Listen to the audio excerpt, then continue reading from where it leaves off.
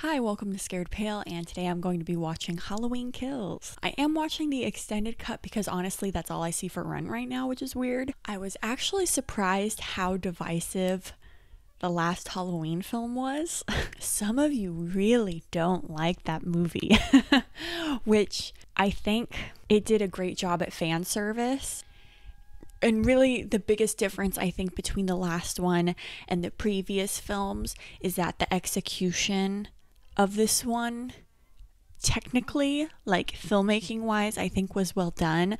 But a lot of you pointed out that the writing was trash. And I think I was so consumed with the fanfare of it, of the little Easter eggs and the acting and Jamie Lee Curtis's performance and the performances that a lot of that just passed over my head in the first viewing. But once you guys kindly let me know, it really did make me think, yeah, the previous movies, although not great or consistent, they were very creative, and I like that they added to the mythology of Michael. There's a lot of creativity in the approaches, and they really attempt, at least in the previous films, to break down motives right within that mythology and stuff. While as the last one, you guys like pointed out to me, which is very clear now, is like, why is Michael going after Laurie if it was such a random attack? And he actually wasn't really going after Laurie at all until he just like followed the granddaughter to the house. And why is Laurie so paranoid? And why does Laurie feel like he's coming after her when his attacks were so random because of the way that they changed the storylines? But this is not a review of the first film. This is Halloween Kills, and I'm excited to see what they do with this. This is the extended cut. Let's go. The boyfriend. Is he super drunk still? Yeah, it's the same night. That's great. I messed up with Allison, man. He's someone I had a feeling they would readdress in this film. Damn it! This guy's such a punk, though. In the first one, I was just like, ugh. He comes across all likable, and then he was just a douche. Hey, man, I'm coming. I'm coming. I like that they gave us the little auditory reminder to give us the setting that we're at now, where the cuckoo Dr. Sartain killed this cop. Help! Somebody help! Okay. Also, why does he look like Jinkies? Which one is that? Velma? I always get confused. I think Velma? Hold on tight. I'm gonna get help, okay? He needs to die. And I'm the one that's gonna get him. No, you're not. Oh, 1978. Oh, okay. Interesting. Nice recreation from what I can remember of the setting of the first one.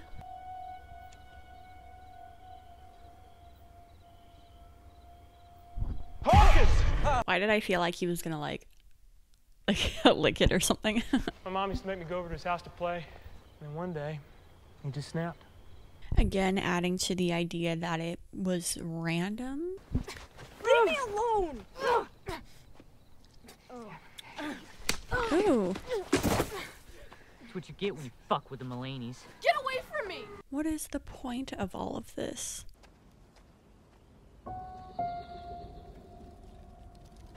At first I was a little excited, like, oh wow, they're taking us back. Interesting. But I thought it was just going to show us... I mean, maybe this will be important, but so far I'm like, oh man, I was really looking forward to jumping back into the events of the last one, like a continuation. I thought it was going to be a direct continuation, which it teased that, but now, I mean, I'm going to be editing this, but it's kind of like dragging into this past thing, and I'm like, oh.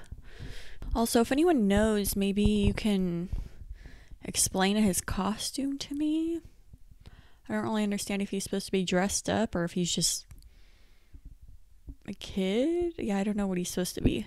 I'm sorry for tripping Tommy Doyle and bullying and Oh. Okay?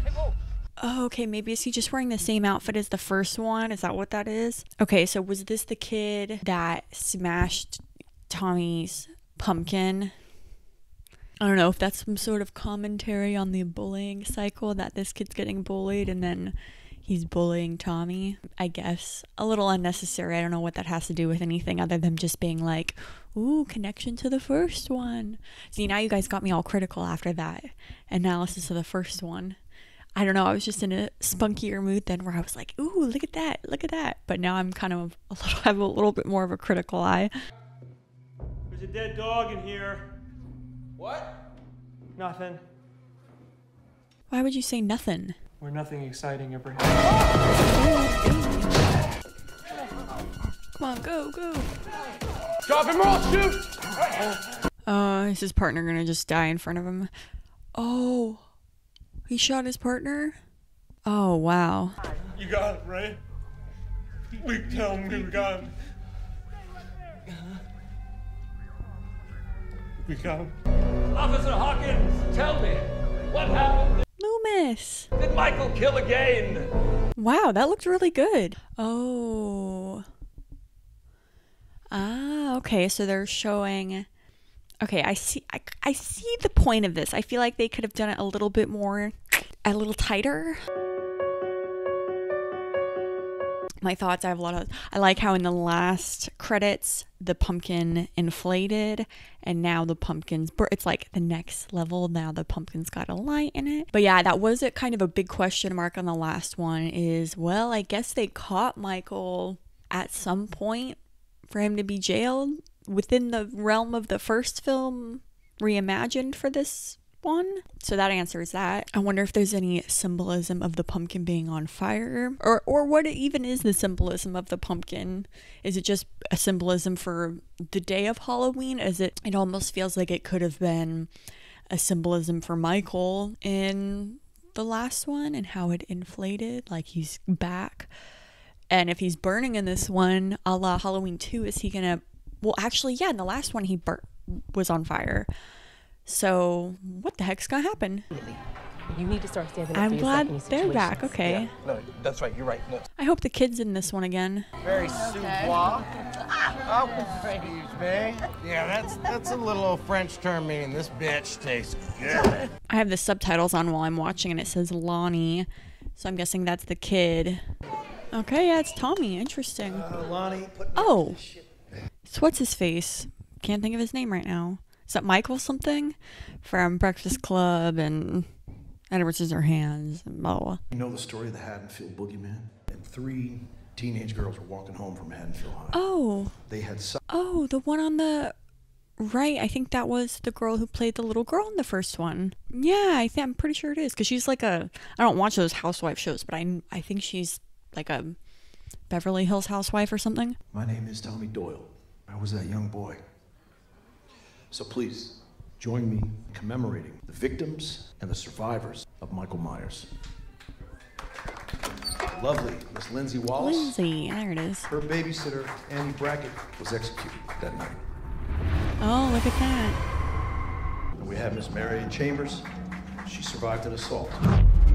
Wow. Okay, because I was thinking she had to be someone. Lonnie survived a face-to-face encounter. What happened there?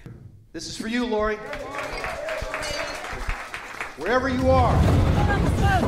There she is. Oh, I think this was part of the trailer or something. It was Michael with these... He's about to kill some firefighters or something. Damn, that's scary. That's so real. Attention, there's been a structural collapse. My air supply has been compromised. Half the lines have been activated. I think your life's about to be compromised, dude.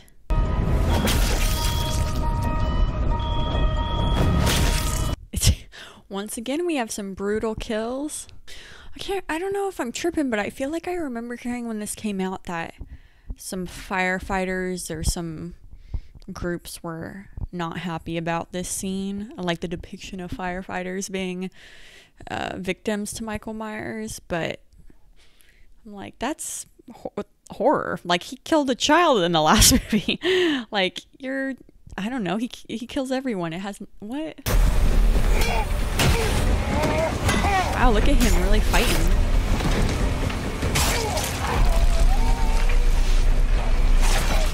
They need to tag team him is what they're doing. They're going like one at a time at him.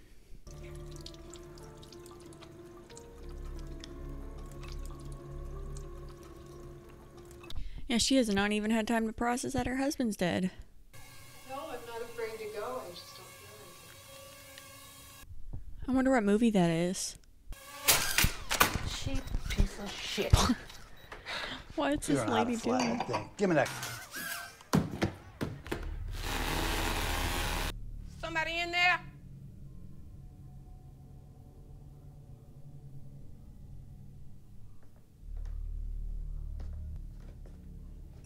Okay, good. I was just thinking before I'd just walk up there, they seem highly alert. I would grab a weapon.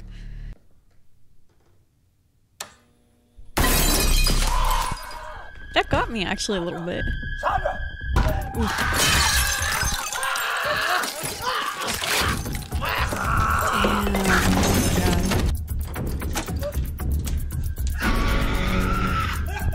Don't even be looking, just go. Damn. Oh. She just stood there. Well, she didn't fight or flight. She probably just was frozen in fear, I guess. What's up with all the neck stabs in this rendition? Woof. I mean, you're lucky considering what we've seen. If Michael doesn't just freaking smash your whole brain and face in, well, I don't know, he's doing that. But I was gonna say worst case, just play dead. But it looks like even after that, he still does something with the Bonnie, like that other teenager from the last one. He like propped him up. So I don't know, maybe faking dead won't do anything. Well, it looks like he's leaving her alive. Hey there, Bonnie. You and Clyde need a ride? Dad, I need you to come pick me up. I'm at the park near school, and a police officer. With a ribbon, there it is. Okay. 2 patients of the local Smiths Grove State Hospital unaccounted for after yesterday's transport. They blur Michael's face. Did they show Michael's name with that photo? Because they maybe don't know what Michael looks like now. I was laying in my bed and he stabbed, he killed her. That's Julian. That's the little asshole kid from the Oh, street. it's not his. They're not his kid. She was my Was that wrong with me to assume that was their kid? I don't know why from that last film they were leaving and then the babysitter was there. Where's that kid's parents then? Come on, baby, we gotta get home. That lady still has it. Here, I'll be right back. You don't say, I'll be right back. Evil dies tonight. Evil dies tonight. The goblins will get you if you don't watch out. They take you and shake you until you shout, stop. This is me. Minus the smoking. Oh, Stuart. Oh no, your dad's not dead. He's dead to me. We got candy bars from your house, and when she bit into it, there was a rusty razor blade. Well, all right, calm down. Oh, Calm down. BS. Where is she? She's right, there. Big John! What is this? She bit her tongue off. She's bleeding There's the to blade. death. It's in the barf. Fuck was that? Is this just a nod to Halloween 2? Is it? You okay? What? Oh, it's just a trick. I got it! Do you have any idea whose house this was? No. Oh god, are they in Michael's house? You ever hear of Michael fucking Myers? I'd be like, yeah, creepy story. You're the ones who live there. Good luck dealing with that. Once again, the fun mask, though. Shamrock mask. So once again, the whole razor blade thing felt like a little tip of the hat to the second one, but writing-wise, was any of that necessary, or did it drive the plot forward in any way? I don't think so. 40 years he was waiting to come and kill my mother. He found where she lived. He came. But was he, though? Waiting to kill her? Well, so how did Michael know? How did he know how to find your grandma? Because he just followed you. He didn't. It was his doctor. It was his obsession,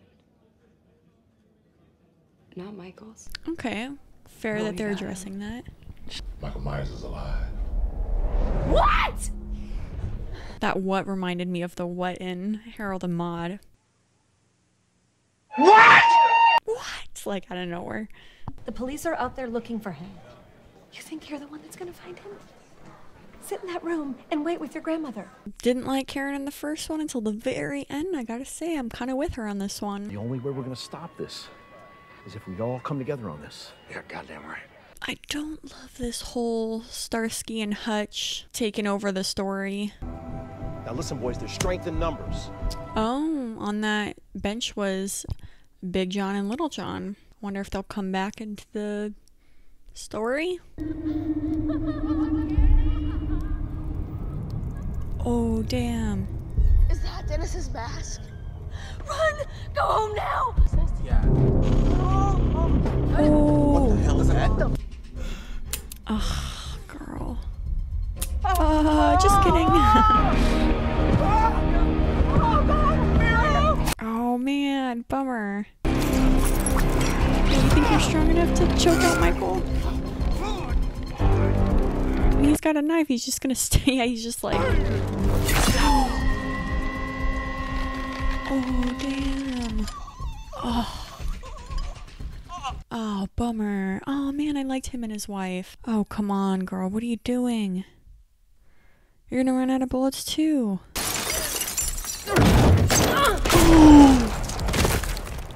Oh, my God. That was unexpected. Jeez.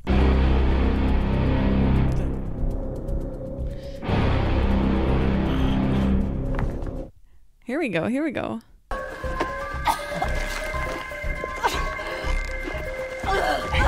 There's something about Michael with the mask. Someone had commented on the last video about how why would Michael have an attachment to the mask when the journalists were like presenting it to him, because it was just a random mask he chose when the first movie happened in the 70s.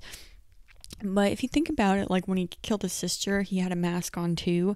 I think in general there's something about him needing to, I don't know, but he did kill people without his mask too in the last one. So I really don't know what the attachment is for him with the mask, but there clearly is one, maybe. Like it elevates his sense of power or like a shield for him. I don't know. Frank?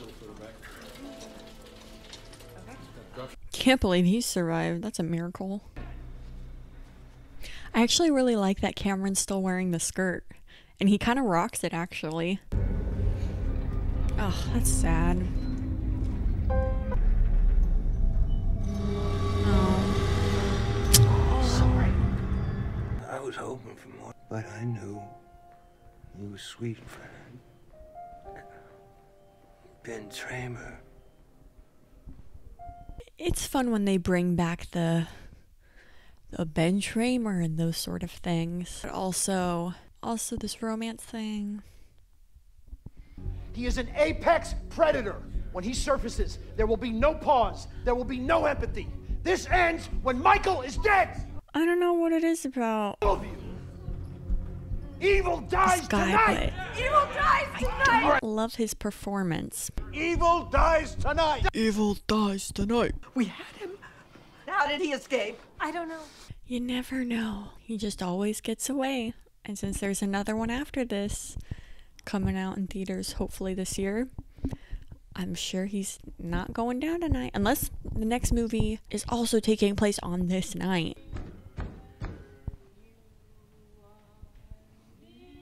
And now Wow, to see the Myers house so elevated and designed so homey.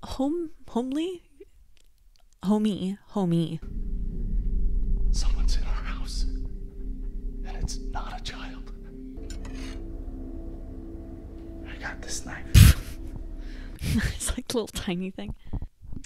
His kills really don't seem that calculated. They do seem fairly random based off of who's accessible. Yeah, I agree with the granddaughter in that it wasn't Michael's obsession. It was Dr. Sartain's obsession. Okay, Sean Connery. Oh crap, are they all gonna think that that's Michael and then like kill him or something?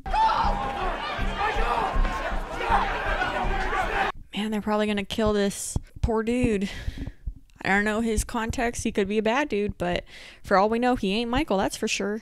Evil dies tonight! I'm so sick of that catchphrase.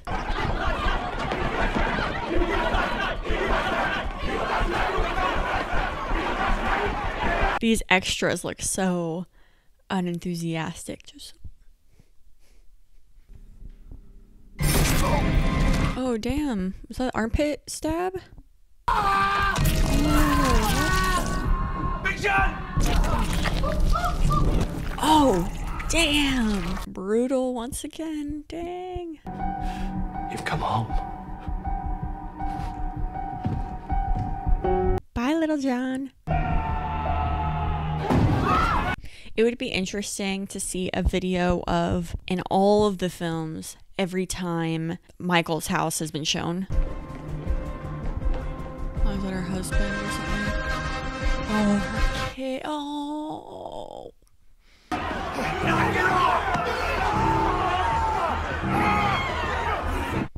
This is a little much here. It's not your fault. It's mine. Wow. It must be the lighting or something, but that recreation of him looks incredible to me. There's nothing inside that man but pure evil. I guess there's like the survivor's guilt aspect You were of doing them. your job. Yeah, But now it needs to die. And I'm the one that needs to kill it.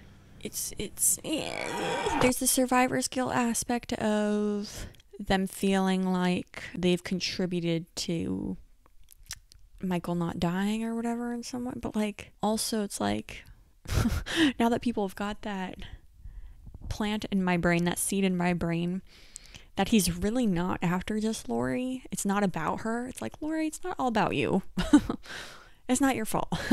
Kill him if you can, but it doesn't need to be you. Let's just root to kill him at this point. He may be realizing that it might not be him. Okay, scapegoat.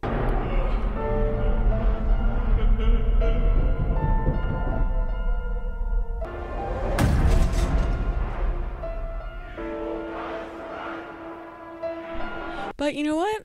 This could be a greater message about how the mentally ill are often scapegoats within horror for the villains. That could be kind of a deep message there. It's true, they often label. I kind of was talking about that in the last film.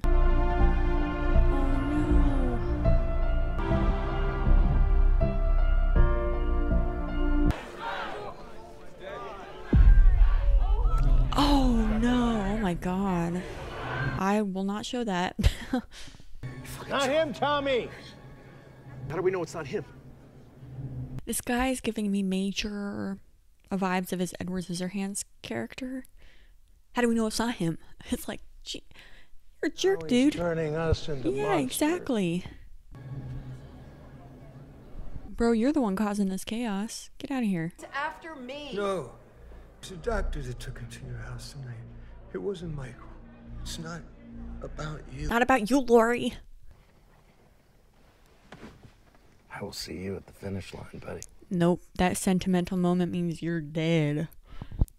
There could be some deeper message here about like horror films inflict fear into their audiences by often using those who are minorities as scapegoats for inflicting fear as like villain characters, and in turn that can maybe bleed into reality and how, and then people in real life demonize minorities or people of, you know, mental illness, etc., that are often portrayed as like the monsters in films, which then turns us into monsters in real life because they are often, I mean, you know, they're just people like us too.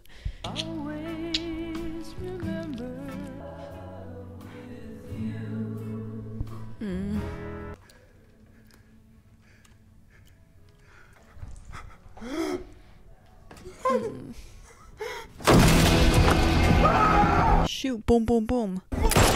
Cameron! Oh. I was gonna say earlier too, the cheating boyfriend always dies. So nice. Nice!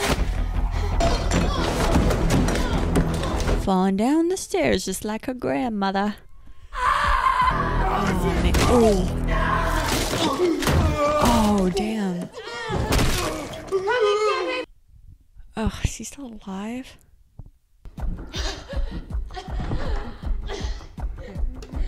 Oh, you can like hear his breathing. No, he's gonna freaking like rip his head off. No! What the heck is gonna happen?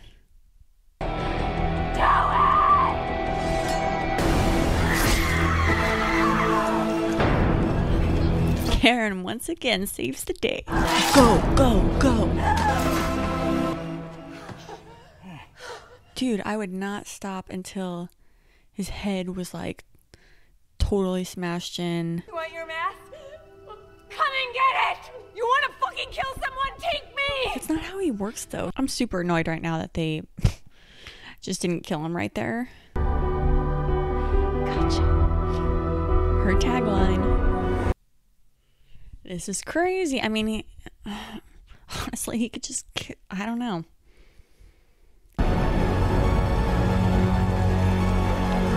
Seeing his face really does take away a lot of the mysterious evil that's implied. Just makes him look like another dude.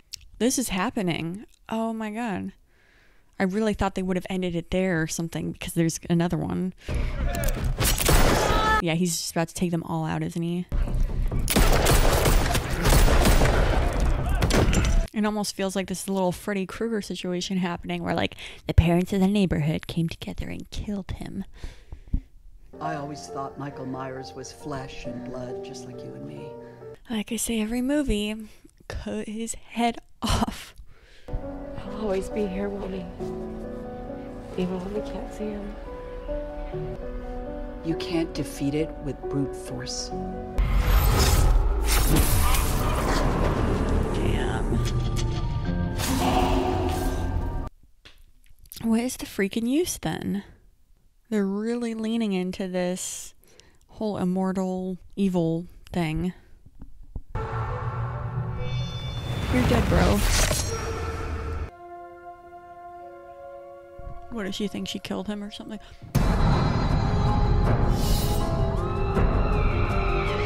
Damn. Was not expecting that. He's like, you think you're gonna look in my spot?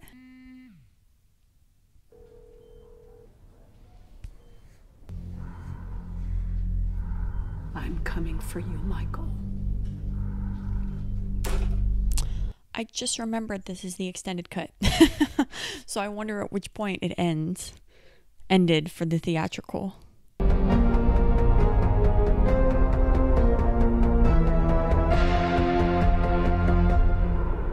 Ooh, horrible freeze frame.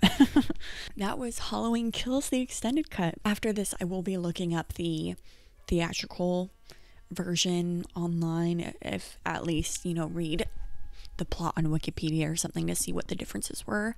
Like, I wonder if he didn't kill Karen in the theatrical. We'll see. I wonder how different they are. I am aware that a lot of you guys were letting me know that this film sucks, and I didn't hate it. I feel like other ones have been worse. I think I tend to be more motivated by psychologically layered plots, and I feel like I'm trying really hard in this trilogy at least to find some sort of interesting thing to grasp. I also recognize that maybe that's just not this genre of film.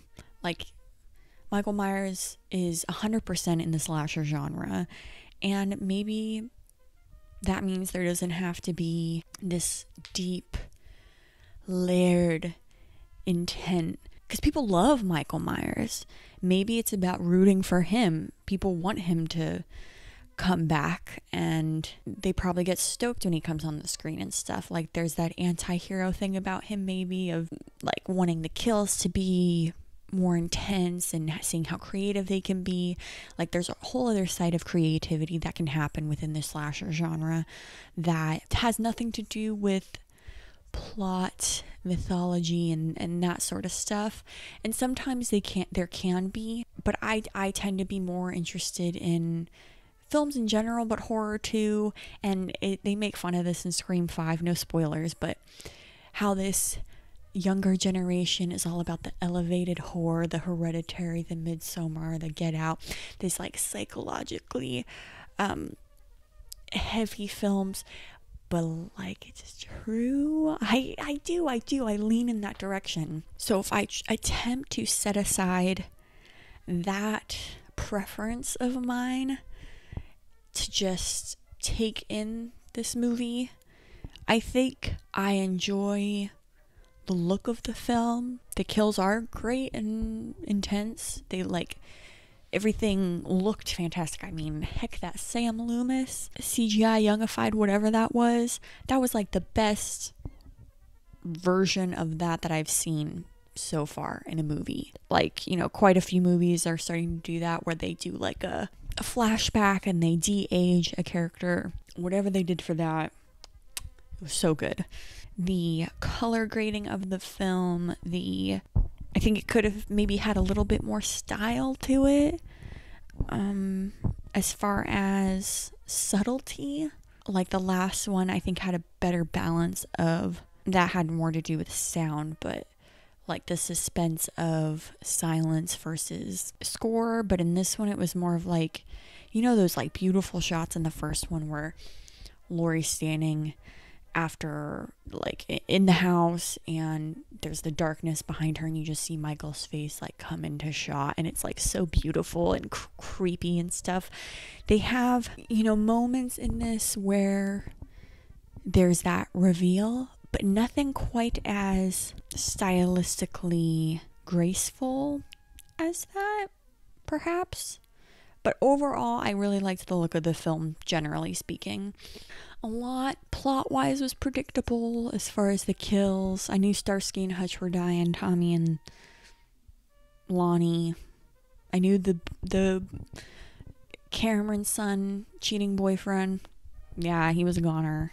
I'm kind of surprised they killed off all the legacy characters, but it kind of just makes me think that this film really had no purpose, because essentially we're back where we were at the beginning of the movie, where, except for Karen dying, I have to double check that actually to see if that's legitimate or if that's extended cut. Like, just kidding, it doesn't really happen. But it just felt like, here's all these characters and they're all dead. Like, that was essentially what the movie was, which again, if you're someone who doesn't need good plot development, character development, you just want to see the visuals, the attack, you're rooting for Michael, then this could have been a really fun movie for you. But for me, it's missing a lot. It just kind of feels unnecessary, unfortunately. I like how each film in the past, even the ones that are executed not so good, maybe the acting's a lot worse, whatever, there at least always seems to be some sort of intention behind the film, whether it be because of Michael's motivations of going for his niece, or maybe we're on the journey with Paul Rudd to unveil the Sam Hain of it all, like diving into that sort of thing. There's always some sort of like angle to it, but this one, I appreciate that it's really respecting the John Carpenter angle of no, he's just evil, he's the Shape. So I can respect that, but I don't think it needs to be a trilogy. Maybe I was contradicting in what I just said, but like, yeah, it's weird because like the plot, I guess that's what it is. It's like The plot doesn't really have an angle like the other ones do, but I respect what it's trying to do in keeping with that narrow, like, he's just evil kind of thing. But it really just doesn't feel like it needs to be stretched out into 3 films. That's what it is. So in Halloween Ends, we'll see how it ends. I don't know what that means, and I doubt it will be the end, at least for another 25 years. Then maybe they'll revisit it or something. But I don't know what else to say. I think that's about it. You can kind of read my tone of feelings here, you know.